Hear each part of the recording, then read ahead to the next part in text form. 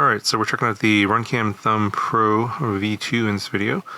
And in a nutshell, basically what you have is a wider angle lens to increase the field of view from 145 degrees from the V1, which is this one here in my left hand.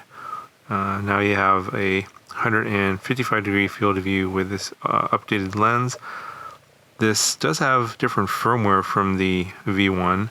Not sure why that is exactly, probably because of the geometry of this new lens and the optics.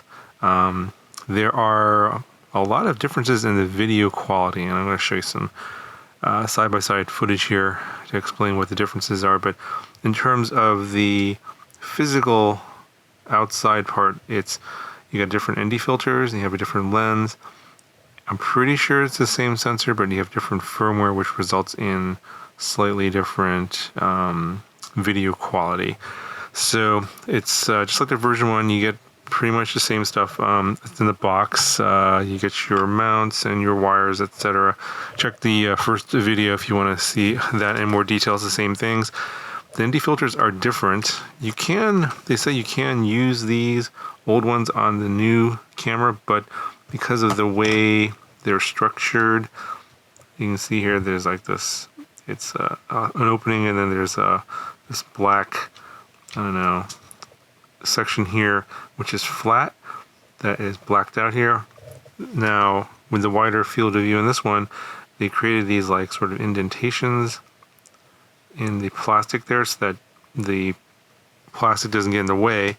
And so if you use these old ones, the V1s, on the V2 camera, you get vignetting, and it's on the ND filters themselves.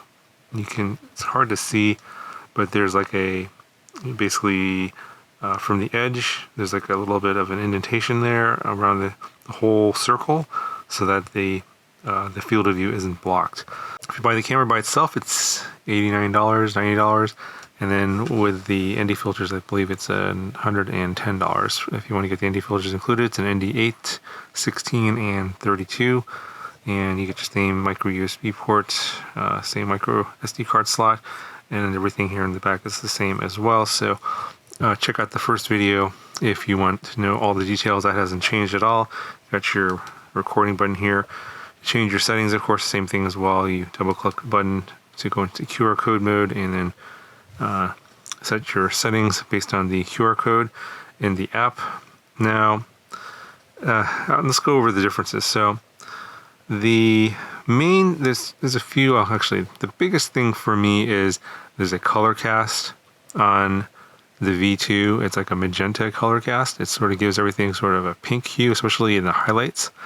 You don't see it as much in the greens, but it definitely shows up in the highlights that are sort of in the whites or the blues.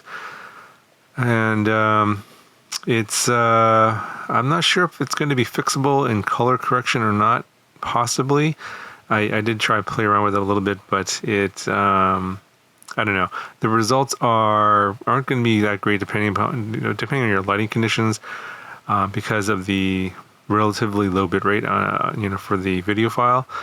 The other thing I noticed is that this lens, I think, is a darker lens for some reason, so it gives you a wider field of view. And typically, if you have a wider field of view, the lens should be brighter and let in more light. But this one seems to be darker, or that could be that they've adjusted the default exposure value for the V2 to be a lot darker. And there's basically, so for the same lighting conditions, I actually I'm showing you some footage here of both cameras on the exact same moment, and part of the day, same lighting conditions. So the V1 camera seems to have less noise in the image and it seems brighter. Of course, the highlights are overexposed on the V1. So I think maybe because the people were complaining that it was overexposed in the highlights, they reduced the exposure value on the V2 in the firmware. And so what you get is a overall darker image. The highlights are not as overexposed. The exposure is looking better, but the overall image seems to be underexposed, and the shadows are totally crushed. So on the dark areas, they're really black, and I just think it has to do with the dynamic range of the sensor of this camera, because it is a budget camera, not particularly a huge dynamic range, and I'm not sure if that's fixable. So I think I'd rather prefer the exposure value of the V1 camera and just live with overexposed highlights, because a lot of times that's the sky. You don't really care too much about that.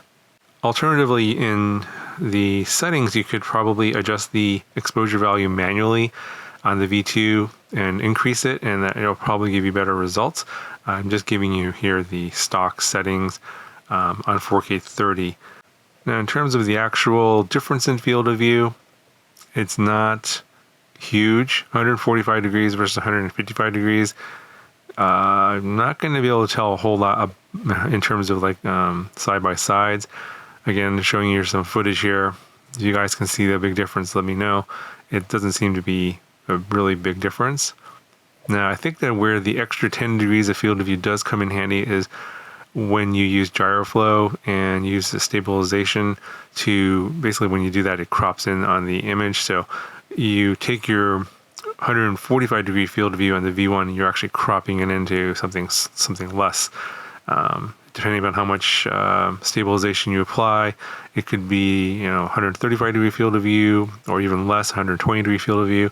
So having that extra 10 degrees field of view, now you're taking 155 degree field of view and reducing it down to like 140, 135 degree field of view. Now, that being said, the official lens profile for this camera isn't out yet, at least not in the current version of gyroflow. So what you're seeing here in terms of the flight footage is non-stabilized straight out of the camera. So basically there's not going to be any cropping of the field of view in this footage that you're seeing here. And it's I'm gonna wait until the official lens profile comes out. And what I'll do is I will later on I'll add a basically gyroflow stabilized version of the 4K footage you're seeing here in the video description of this video. So you can come back later and check it out if you want to see what that gyroflow footage looks like after it's been stabilized. I used, I guess, my own custom-made lens profile last time, and I guess I got some not so great results. So I'm gonna leave it to the experts to create an official lens profile that's going to be in gyroflow, and I will upload a video and put in a link in the description with the gyroflow stabilized version of that 4K flight footage. You can take a look at that later if you want. So that's about it for this video. Again, not a whole lot of changes here. Again, the lens is different. The ND filters are different. You have a larger field of view, but I think that they've made some changes in the firmware, especially in the default exposure value, which I think you can adjust manually if you want, because it does seem like it's a darker image on the V2 with a lot more noise in the image as well. So I'm not sure if they're doing something with the ISO values or something. I'm not exactly sure. This seems like the ISO is cranked up for some reason. Maybe the lens is physically darker. That I'm not 100% sure. I'm not a camera expert in terms of like the hardware and the optics, that kind of stuff. So if someone happens to know, let me know down in the comments below if you really know what's going on here. I'd appreciate seeing what you guys' opinion is about where the darker image is actually coming from. I think it's firmware, and they just basically dropped the EV value down because of complaints of overexposed highlights in the V1 firmware.